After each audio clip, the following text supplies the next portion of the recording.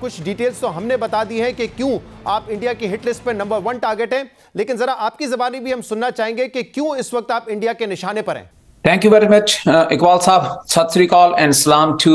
जियो viewers. देखो, जिस तरीके नाल तुसी दस्या ऑलरेडी कि जिहड़ी मोदी दी हुकूमत है इस वक्त वो पंजाब जो है भारत दे कब्जे विच, ਅਸੀਂ ਉਸ ਨੂੰ ਆਜ਼ਾਦ ਕਰਾਉਣ ਦੀ ਤਾਰੀਖ ਚਲਾਈ ਹੋਈ ਹੈ ਔਰ ਇਹ ਤਾਰੀਖ 1984 ਤੋਂ ਚੱਲ ਰਹੀ ਹੈ ਜਦੋਂ ਫੌਜਾਂ ਨੇ ਦਰਬਾਰ ਸਾਹਿਬ ਦੇ ਉੱਤੇ ਹਮਲਾ ਕੀਤਾ ਸੀ ਗੋਲਡਨ ਟੈਂਪਲ ਤੇ। ਸੋ ਬਿਕਮਿੰਗ ਫਾਸਟ ਫਾਰਵਰਡ, ਇਸ ਦੇ ਵਿੱਚ ਇੱਕ ਹਥਿਆਰਬੰਦ ਆਰਮਡ ਸਟਰਗਲ ਸਿੱਖ ਕਮਿਊਨਿਟੀ ਨੇ ਕੀਤੀ ਔਰ ਜਿਸ ਦੇ ਵਿੱਚ 1.5 ਲੱਖ ਤੋਂ ਵੱਧ ਜਿਹੜੇ ਸਿੱਖ ਹੈ ਉਹਨਾਂ ਨੇ ਮਾਰ ਮੁਕਾਏ। 2014 ਤੋਂ ਅਸੀਂ ਇੱਕ ਰੈਫਰੈਂਡਮ ਦੀ ਮੁਹਿੰਮ ਚਲਾ ਰਹੇ ਹਾਂ ਤਾਂ ਕਿ ਅਸੀਂ ਵੋਟਾਂ ਦੇ ਨਾਲ ਇਨ ਅ ਪੀਸਫੁਲ ਐਂਡ ਅ ਡੈਮੋਕ੍ਰੈਟਿਕ ਵੇ, ਸ਼ਾਂਤਮਈ ਤਰੀਕੇ ਦੇ ਨਾਲ ਅਸੀਂ ਭਾਰਤ ਵਾਲੇ ਕਬਜ਼ੇ ਵਾਲੇ ਪੰਜਾਬ ਨੂੰ ਅਸੀਂ ਆਜ਼ਾਦ ਕਰਾ ਕੇ ਖਾਲਿਸਤਾਨ ਬਣਾ ਸਕੀਏ। ਸੋ ਇਹ ਰੈਫਰੈਂਡਮ ਦੀਆਂ ਵੋਟਾਂ ਜਿਹੜੀਆਂ ਹੈ ਇਸ ਨੂੰ ਮੋਦੀ ਸਰਕਾਰ ਰੋਕ ਨਹੀਂ ਸਕੀ ਔਰ ਰੋਕਣਾ ਚਾਹੁੰਦੀ ਹੈ। ਪਹਿਲਾਂ ਉਹਨਾਂ ਨੇ ਦਬਾਅ ਪਾਇਆ ਕੈਨੇਡਾ ਤੇ ਯੂਕੇ ਤੇ ਅਮਰੀਕਾ ਤੇ ਕਿ ਤੁਸੀਂ ਵੋਟਾਂ ਜਿਹੜੀਆਂ ਰੋਕੋ, ਖਾਲਿਸਤਾਨ ਦੀ ਤਾਰੀਖ ਰੋਕੋ। ਜਦੋਂ ਉਹ ਇਸ 'ਚ ਨਾਕਾਮਯਾਬ ਹੋਏ, ਰੋਕ ਨਹੀਂ ਸਕੇ, ਤੇ ਉਹਨਾਂ ਨੇ ਆਪਣਾ ਮਨਸੂਬਾ ਜਿਹੜਾ ਹੈ ਜਿਸ ਤਰੀਕੇ ਨਾਲ ਉਹ ਦੂਸਰੇ ਦੇਸ਼ਾਂ ਦੇ ਵਿੱਚ ਦਹਿਸ਼ਤਗਰਦੀ ਫੈਲਾ ਰਹੇ ਹੈ ਔਰ ਪਾਕਿਸਤਾਨ ਦੇ ਵਿੱਚ ਤੁਸੀਂ ਦੇਖਿਆ ਹੈ ਕਿ 20 ਤੋਂ ਵੱਧ ਜਿਹੜੇ ਹੈ ਉਹਨਾਂ ਨੇ ਉਹ ਕਤਲ ਕਰਵਾਏ ਹੈ, ਇਹ ਕਹਿ ਕੇ ਇਹ ਦਹਿਸ਼ਤਗਰਦ ਸੀ। ਇਸੇ ਤਰੀਕੇ ਦੇ ਨਾਲ ਉਹਨਾਂ ਨੇ ਕੈਨੇਡਾ ਦੇ ਵਿੱਚ ਸਾਡਾ ਭਾਈ ਹਰਦੀਪ ਸਿੰਘ ਨਿੱਜਰ ਔਰ ਉਸ ਤੋਂ ਬਾਅਦ ਮੇਰੇ ਤੇ ਹਮਲਾ ਕਰਵਾਉਣ ਦੀ ਉਹਨਾਂ ਨੇ ਮਾਰਨ ਦੀ ਕੋਸ਼ਿਸ਼ ਕੀਤੀ ਹੈ। ਮਸਲਾ ਇਸ ਵਕਤ ਆਜ਼ਾਦੀ ਦਾ ਹੈ। ਉਹ ਪੰਜਾਬ ਨੂੰ ਆਪਣੇ ਕਬਜ਼ੇ ਵਿੱਚ ਰੱਖਣਾ ਚਾਹੁੰਦਾ ਹਿੰਦੁਸਤਾਨ ਤੇ ਅਸੀਂ ਪੰਜਾਬ ਨੂੰ ਆਜ਼ਾਦ ਕਰਵਾ ਕੇ ਵੋਟਾਂ ਦੇ ਨਾਲ ਪੀਸਫੁਲ ਤਰੀਕੇ ਨਾਲ ਖਾਲਿਸਤਾਨ ਬਣਾਉਣਾ ਚਾਹੁੰਦੇ ਆ ਔਰ ਇਸ ਮੁਹਿੰਮ ਨੂੰ ਰੋਕਣ ਵਾਸਤੇ ਮੋਦੀ ਦੀ ਸਰਕਾਰ ਜਿਹੜੀ ਹੈ ਉਹ ਸਾਨੂੰ स्पेशली मैनू जी मारना चाहती है।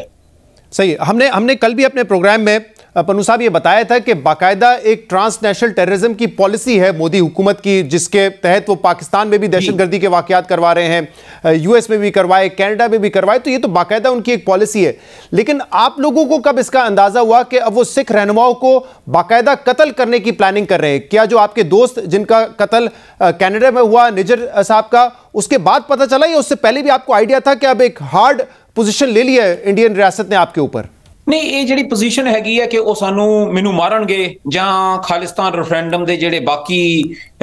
लीडर्स हैं उन्होंने मारनगे, ये 2019 ਦੇ ਵਿੱਚ ਕਲੀਅਰ ਹੋ ਗਿਆ ਸੀ। ਅੱਛਾ, ਜਦੋਂ ਉਹਨਾਂ ਨੇ ਮੈਨੂੰ ਇੰਡੀਆ ਦੇ ਵਿੱਚ ਦਹਿਸ਼ਤਗਰਦ ਜਿਹੜਾ ਹੈ ਐਜ਼ ਅ ਟੈਰਰਿਸਟ ਜਿਹੜਾ ਹੈ ਉਹ ਐਲਾਨ ਦਿੱਤਾ ਔਰ ਮੇਰੇ ਸਿਰ ਦੇ ਉੱਤੇ ਇਨਾਮ ਰੱਖ ਦਿੱਤਾ ਕਿ ਜਿਹੜਾ ਵੀ ਔਰ ਨਿੱਜਰ ਦੇ ਉੱਤੇ ਵੀ ਔਰ ਇਦਾਂ ਹੀ ਸਾਡੇ ਜਿਹੜੇ ਯੂਕੇ ਦੇ ਕੋਆਰਡੀਨੇਟਰ ਹੈ ਪਰਮਜੀਤ ਸਿੰਘ ਪੰਮਾ,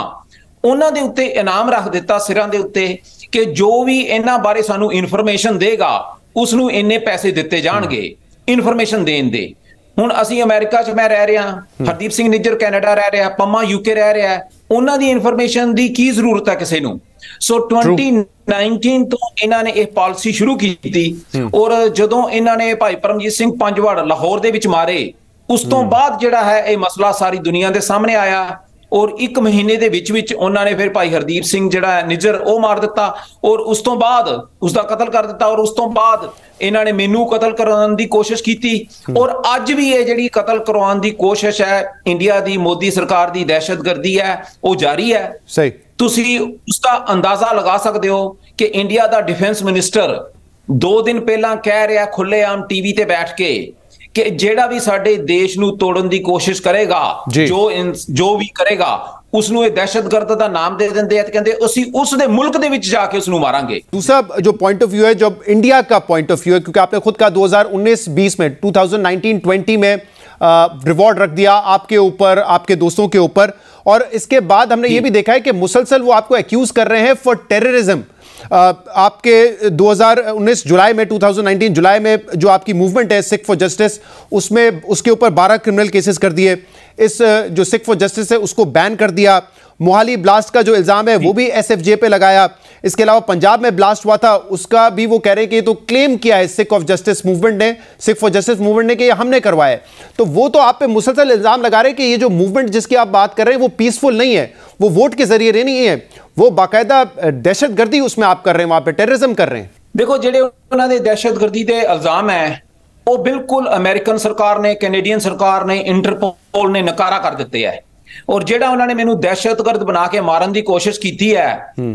ਤੇ ਮੈਂ ਬਿਲਕੁਲ ਦਹਿਸ਼ਤਗਰਦ ਹਾਂ ਜੇ ਮੈਂ ਪੰਜਾਬ ਦੀ ਆਜ਼ਾਦੀ ਦੀ ਗੱਲ ਕਰਦਾ। ਮੈਂ ਬਿਲਕੁਲ ਦਹਿਸ਼ਤਗਰਦ ਹਾਂ ਜੇ ਮੈਂ ਕਹਿੰਦਾ ਕਿ ਸਿੱਖ ਧਰਮ ਹਿੰਦੂ ਧਰਮ ਤੋਂ ਬਿਲਕੁਲ ਅਲੱਗ ਹੈ, ਤੇ ਮੈਂ ਆਪਣੇ ਕੌਮ ਦੇ ਲਈ ਤੇ ਆਪਣੇ ਵਤਨ ਦੇ ਲਈ ਆਜ਼ਾਦੀ ਦੀ ਗੱਲ ਕਰਾਂਗਾ, ਔਰ ਉਨੀ ਦੇਰ ਤੱਕ ਕਰਾਂਗਾ ਜਿੰਨੀ ਦੇਰ ਤੱਕ ਆਜ਼ਾਦ ਨਹੀਂ ਹੁੰਦੇ। ਜੇ ਇਹ ਡੈਫੀਨੇਸ਼ਨ ਉਹਨਾਂ ਦੀ ਦਹਿਸ਼ਤਗਰਦੀ ਦੀ ਹੈ, ਮੈਂ ਬਿਲਕੁਲ ਦਹਿਸ਼ਤਗਰਦ ਹਾਂ। ਪਰ ਜੇ ਉਹਨਾਂ ਦੀ ਡੈਫੀਨੇਸ਼ਨ ਦਹਿਸ਼ਤਗਰਦੀ ਦੀ ਇਹ ਹੈ ਕਿ ਮੈਂ ਕਿਸੇ ਆਮ ਇਨਸਾਨ ਨੂੰ ਮਾਰਿਆ ਜਾਂ ਮੈਂ ਕੋਈ ਬੰਬ ਬਲਾਸਟ ਕੀਤਾ ਹੈ, ਉਹ ਅਮਰੀਕਨ ਔਰ ਕੈਨੇਡੀਅਨ US ਜਿਹੜੀਆਂ ਗਵਰਨਮੈਂਟਸ ਹੈ, ਇੰਟਰਪੋਲ ਹੈ, ਉਹ ਬਿਲਕੁਲ ਨਕਾਰਾ ਕਰ ਚੁੱਕੇ, ਫੇਲ ਹੋ ਚੁੱਕੇ ਇਸ ਗੱਲ ਦੇ ਉੱਤੇ ਕਿ ਪੰਨੂ ਇੱਕੋ ਦਹਿਸ਼ਤਗਰਦ ਹੈ ਜਿਹੜਾ ਕਿ ਕਿਸੇ ਨੂੰ ਮਾਰਦਾ ਹੈ, ਪਰ ਪੰਨੂ ਉਹ ਦਹਿਸ਼ਤਗਰਦ ਹੈ ਜਿਹੜਾ ਕਿ ਪੰਜਾਬ ਨੂੰ ਭਾਰਤ ਦੇ ਕਬਜ਼ੇ ਚੋਂ ਆਜ਼ਾਦ ਕਰਵਾਏਗਾ। आपके ऊपर जो हमला हुआ, यू सर्वाइव दैट, और उसमें एक डबल एजेंट थे जिसकी वजह से शायद वो असैसिनेशन का जो प्लान था वो एग्जीक्यूट नहीं हो सका। इस बारे में जरा बताइएगा, क्या प्लान था और कैसे बचत हो गई आपकी? देखो, जिस तरीके नाल उन्होंने पहला निजर दा राजसी कतल किया, उसे तरीके नाल उन्होंने राह दे एजेंट्स ने इत्थे कुछ हिटमैन्स जेडे अंडरवर्ल्ड दे हुंदे आ, अंडरग्राउंड चलते हैं, उन्होंने कंटैक्ट किया। और जो उन्होंने उसनों कंटैक्ट किया तो उन्हों का जो एक साथी सी, जो इंडाइटमेंट सामने आई है, वो ऑलरेडी अमेरिकन गवर्नमेंट के नाल इन्हां दी एजेंसीज दे नाल काम करता सी, और उसने ये इन्फॉर्मेशन जिहड़ी है अमेरिकन सरकार नूं दित्ती कि इंडिया दा रॉ दा एजेंट जिहड़ा है वो एक तुहाडा इत्थे जो वकील है खालिस्तान रेफरेंडम दी कंपेन चलांदा है मेरा नाम दे के कि उसनूं मारन दी कोशिश कर रहे हैं। सो उन्होंने वो फिर पूरा सैटअप कर लिया, उसनूं इन्फॉर्मेशन लई, उस तो पूरी प्लैनिंग ले रही सी, उसनूं हिटमैन भी बनवा के दिते, उस तो पैसे भी ले, और वो इंडाइटमेंट जिहड़ी है वो नवंबर 29 दे विच दुनिया दे सामने आई कि इंडिया दा रॉ दा एजेंट जिसनूं CC1 कहंदे है वो इस दे पिछे सी। और जिहड़ी इस दे उत्ते एक अहम गल है इकबाल साहब, वो है कि ये कोई ऐसा इंसीडेंट नहीं है कि ये कोई थर्ड पार्टी हायर कर रही है। राह जिहड़ी है वो प्राइम मिनिस्टर दे ऑफिस चों चलदी है, उसका जिहड़ा मेन फेस है वो समंत गोयल सी, जो इसनूं रन करता है वो डॉविल है, और प्राइम मिनिस्टर मोदी दी परमिशन तो बिना, आर्डर्स तो बिना ना भाई निज्जर दा राजसी कतल हो सकता है, ना मेरे ते हम कतल करवाने की कोशिश की जा सकती है, और ना ही जो पाकिस्तान दे विच 20 तो वध जिहड़े कतल होए है उसकी परमिशन तो बिना ही हो सकते हैं। सो यू वर लकी कि जब ये प्लान हुआ और जिसको टारगेट दिया गया था कि वो न्यूयॉर्क में इसको आगे हिटमैन वगैरह असाइन करेगा, वो डबल एजेंट था, and this is how you survived. ये तो अल्लाह दी ते गुरु दी बख्शिश है कि they hired a wrong hitman, but their attempts जिहड़ी उन्हां दी कोशिश है वो अज भी जारी है, क्योंकि हजे पिछले महीने लास्ट मंथ कैनेडा दे विच जो मेरा एक साथी है इंद्रजीत सिंह मंशी गोसल, उसदे घर दे उत्ते उन्होंने फायरिंग की है, एंड फायरिंग दे 15 मिनट्स बाद जो एक अकाउंट इंडिया दी अंडरग्राउंड रॉ एजेंसी दे नाल कंटैक्टेड है, उन्होंने वो फायरिंग दी जिहड़ी इन्फॉर्मेशन है, फायरिंग दी जिहड़ी न्यूज़ है वो सारे ट्विटर दे उत्ते लगा दित्ती और कहा कि this is just a message, कि असी सुनेहा पहुंचा रहे हैं पन्नू नूं ते उहदे साथियां नूं कि असी ओनू मारांगे। सो जिहड़ा उन्हां दा हिस्सा है कि राजनाथ सिंह बोलिया जां इंडिपेंडेंट दी रिपोर्ट आ गई जां अमेरिका ने उन्होंने कह दिता, ये मसला जिहड़ा है ये इदां नहीं मुकना,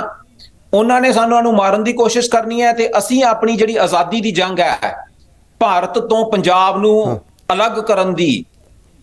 पंजाब नू आज़ाद करवाउण दी, पंजाब नू खालिस्तान बनाउण दी, चाहे उस दे लई सानू मरना भी पवे, वो जिहड़ी जंग है जारी रहेगी जिन्नी देर तक असी पंजाब नू आज़ाद नहीं करवाउंदे ते पाकिस्तान दे नाल एक नवां नेबर सामने नहीं लैके आउंदे। अच्छा, ठीक। तो मुझे ये बताइएगा पन्नू साहब कि आपके केस में तो हमने देखा US जस्टिस डिपार्टमेंट ने 2 इंडियन जो नेशनल्स थे उनको चार्ज किया, इंडाइट किया, जिसमें एक तो CC1 है, उनका नाम डिस्क्लोज नहीं किया, दूसरे निखिल गुप्ता है, और जो CC1 है वो सेंट्रल रिजर्व पुलिस फोर्स से उनका जो है ताल्लुक बताया जाता है। तो आप मुतमईन हैं ना सिर्फ अपने हवाले से, बल्कि जो आपके जैसे दोस्त निजर का कत्ल हुआ कनाडा में, जो UK में आप बता रहे हैं कि मुसलसल थ्रेट्स मिल रही हैं जो सिख लीडर्स हैं उनको, तो आप मुतमईन हैं जिस तरह का रिस्पॉन्स इन कंट्रीज की तरफ से आया है, या आपके ख्याल में ये रिस्पॉन्स ज़्यादा पावरफुल हो सकता था, क्योंकि हमने देखा इनिशियली तो जब निजर साहब का भी कत्ल हुआ तो इंडिया ने कहा नहीं हमारा कोई ताल्लुक नहीं है, वो तो इन्वेस्टिगेट भी नहीं करना चाह रहे थे। बाद में यूएस और कनाडा की वजह से प्रेशर आया, उन्होंने इन्वेस्टिगेट किया और बाद में उन्होंने कहा ये कोई रोग एजेंट था, केस खत्म कर दिया। So do you think these countries collectively can do more, या अब इंडिया इतनी बड़ी मार्केट है, इतना बड़ा एक ट्रेडिंग प्लेटफॉर्म है इन सब कंट्रीज के लिए कि वो ज्यादा प्रेशराइज नहीं कर रहे? देखो इकबाल साहब, ये बड़ा पॉलिटिकल क्वेश्चन है। ਇਹਦੇ ਚ ਇਹ ਹੈ ਵੀ ਜਿਹੜੀ ਅਸੀਂ ਕੰਪੇਨ ਚਲਾ ਰਹੇ ਹਾਂ, ਜਿਹੜੀ ਅਸੀਂ ਮੁਹਿੰਮ ਚਲਾ ਰਹੇ ਹਾਂ ਪੰਜਾਬ ਨੂੰ ਆਜ਼ਾਦ ਕਰਾਉਣ ਦੀ ਜੀ, ਉਹ ਅਸੀਂ ਹੁਣ ਚਲਾ ਰਹੇ ਹਾਂ ਤੇ ਸਾਨੂੰ ਇਸ ਚੀਜ਼ ਦਾ ਕੋਈ ਡਰ ਨਹੀਂਗਾ ਕਿ ਇੰਡੀਆ ਸਾਨੂੰ ਅਮਰੀਕਾ ਆ ਕੇ ਮਾਰ ਦੇਗਾ ਜਾਂ ਕੈਨੇਡਾ ਮਾਰਿਆ ਜਾਂ ਸਾਡਾ ਉਹਨਾਂ ਨੇ ਸਿੰਘ ਸ਼ਹੀਦ ਕਰ ਦਿੱਤਾ, ਕਿਉਂਕਿ ਇਹਦੇ ਵਾਸਤੇ ਅਸੀਂ ਬਹੁਤ ਜ਼ਿਆਦਾ ਸ਼ਹੀਦ ਹੋ ਚੁੱਕੇ ਆ। 1.5 ਲੱਖ ਸਿੰਘ ਸਿੰਘਣੀਆਂ ਸ਼ਹੀਦ ਹੋ ਚੁੱਕੇ ਆ ਸਾਡੇ। ਅਸੀਂ ਇਸ ਗੱਲ ਦੀ ਕੇਅਰ ਹੀ ਨਹੀਂ ਕਰਦੇ ਕਿ ਸਾਡੇ ਉੱਤੇ ਉਹਨਾਂ ਨੇ ਇੱਕ ਅਟੈਕ ਕਰਵਾਉਣ ਦੀ ਕੋਸ਼ਿਸ਼ ਕੀਤੀ ਹੈ ਜਾਂ ਹੁਣ ਸਾਨੂੰ ਦੁਬਾਰਾ ਮਰਵਾਉਣ ਦੀ ਕੋਸ਼ਿਸ਼ ਕਰਨਗੇ। ਇਹ ਇਸ ਦਾ ਇੱਕ ਪਾਰਟ ਹੈ। ਸੈਕੰਡ ਪਾਰਟ ਹੈ, ਨਾ ਅਸੀਂ ਅਮਰੀਕਨ ਸਰਕਾਰ ਦੇ ਕੋਲ ਗਿਆ ਮੈਂ, ਨਾ ਹਰਦੀਪ ਨਿੱਜਰ ਕੈਨੇਡੀਅਨ ਸਰਕਾਰ ਕੋਲ ਗਿਆ ਸੀ ਕਿ ਵੀ ਸਾਡੀ ਜਾਨ ਨੂੰ ਖਤਰਾ ਹੈ ਤੇ ਤੁਸੀਂ ਸਾਨੂੰ ਬਚਾਓ, because we know the consequences, we know what India is capable, ਵੀ ਉਹ ਕੀ ਕਰਦਾ ਪਿਆ ਹੈ। ਇਹ ਤਾਂ ਹੁਣ ਅਮਰੀਕਨ ਕੈਨੇਡੀਅਨ ਜਾਂ ਪਾਕਿਸਤਾਨ ਗਵਰਨਮੈਂਟ ਨੇ ਦੇਖਣਾ ਹੈ ਕਿ ਇੱਕ ਇੰਡੀਆ ਜਿਸ ਨੂੰ ਇਹ ਕਹਿੰਦੇ ਜੀ ਇਹ ਸਭ ਤੋਂ ਬਿਗੇਸਟ ਡੈਮੋਕ੍ਰੇਸੀ ਹੈ, which is the most I would say that's a sham democracy, ਉਹ ਲੋਕਤੰਤਰ ਜਿਸ ਨੂੰ ਕਹਿੰਦੇ ਆ ਉਸ ਦੇ ਨਾਮ ਤੇ ਉਹ ਧੱਬਾ ਹੈਗੇ ਆ। ਦੁਨੀਆ ਦੇ ਵਿੱਚ ਇਹ ਦੱਸਦੇ ਵੀ ਅਸੀਂ ਡੈਮੋਕ੍ਰੇਸੀ ਆ, ਕਿਉਂਕਿ ਉਹਨਾਂ ਦੇ ਕੋਲ ਬਿਜ਼ਨਸ ਤੇ ਇਕਨੋਮੀ ਇੰਨੀ ਤਕੜੀ ਹੈ। So American, Canadian and Pakistan governments ਨੇ ਦੇਖਣਾ ਹੈ ਕਿ ਉਹ ਇਹਨਾਂ ਦੇ ਸਿਟੀਜ਼ਨਸ ਨੂੰ ਆ ਕੇ ਇਹਨਾਂ ਦੇ ਦੇਸ਼ ਵਿੱਚ ਮਾਰਦੇ ਪਏ ਹੈ ਕਿ ਅਸੀਂ ਇਹਨਾਂ ਦੇ ਨਾਲ ਬਿਜ਼ਨਸ ਕਰਨਾ ਹੈ, ਅਸੀਂ ਇਹਨਾਂ ਦੇ ਨਾਲ ਕੋਈ ਰਿਲੇਸ਼ਨਸ਼ਿਪ ਰੱਖਣੀ ਹੈ, ਜਾਂ we should be going with our strong partners in the past, ਜਿੱਦਾਂ ਪਾਕਿਸਤਾਨ ਦੇ ਬਹੁਤ ਨਜ਼ਦੀਕ ਸੀ ਅਮਰੀਕਾ, ਹੁਣ ਵੀ ਹੈ, ਕੈਨੇਡਾ ਵੀ ਹੈ। ਇਸੇ ਤਰੀਕੇ ਨਾਲ ਉਹਨਾਂ ਨੇ ਪਾਕਿਸਤਾਨ ਤੇ ਕਾਊਂਟ ਕਰਨਾ ਹੈ ਕਿ ਉਹਨਾਂ ਨੇ ਇੰਡੀਆ ਨੂੰ ਕੋਟ ਕਰਨਾ ਹੈ ਕਿ ਜੀ ਇਹ ਸਾਡਾ ਸਾਥੀ ਹੈ। ਇਹ ਹੁਣ ਪਾਕਿਸਤਾਨ, ਅਮਰੀਕਾ ਤੇ ਕੈਨੇਡਾ ਦੀ ਸਰਕਾਰਾਂ ਨੇ ਕਰਨਾ ਹੈ। ਪਰ ਅਸੀਂ ਜੋ ਆਪਣੀ ਮੁਹਿੰਮ ਖਾਲਿਸਤਾਨ ਰੈਫਰੈਂਡਮ ਦੀ ਹੈ, ਪੰਜਾਬ ਨੂੰ ਆਜ਼ਾਦ ਕਰਾਉਣ ਦੀ ਹੈ, ਅਸੀਂ ਉਹ ਗੁਰੂ ਨਾਨਕ ਸਾਹਿਬ ਦਾ ਨਾਮ ਲੈ ਕੇ, ਅੱਲਾਹ ਦਾ ਨਾਮ ਲੈ ਕੇ ਉਹ ਅਸੀਂ ਕੰਟੀਨਿਊ ਕਰਨਾ ਹੈ। ਸਾਨੂੰ ਮੌਤ ਤੋਂ, ਅਟੈਕ ਤੋਂ मुझे पन्नू साहब इसमें जरा